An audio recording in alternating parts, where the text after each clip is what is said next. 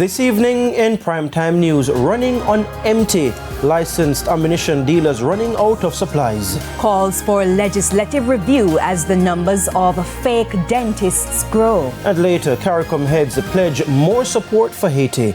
Good evening and welcome to Primetime News. A special welcome if you're watching on TVJ International, that's in the Cayman Islands, or online at onespotmedia.com. I'm Giovanni Dennis. And I am Andrea Chisholm. Coming up in the business news, Jamaica removed from EU's list of high-risk third countries for anti-money laundering and counter-terrorism. And to give us a preview of what's coming up in sports, here's Jermaine Brown.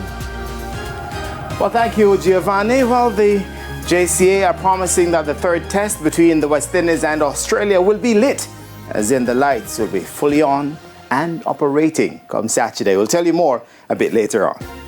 Well, it's certainly not in terms of the West Indies performance that will be lit, so almost...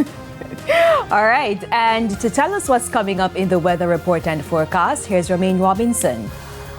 Thanks, Andrea. The next tropical wave that we are monitoring is expected across our area sometime on Sunday. We do have slightly drier conditions across eastern sections of the island until then, but we still have those afternoon showers further in the west. Well, hopefully that doesn't affect the cricket, because it does actually begin this weekend.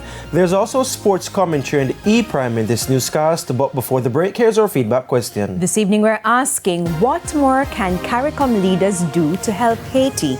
You can share comments online, facebook.com/televisionjamaica, or post on X at TVJ News Center.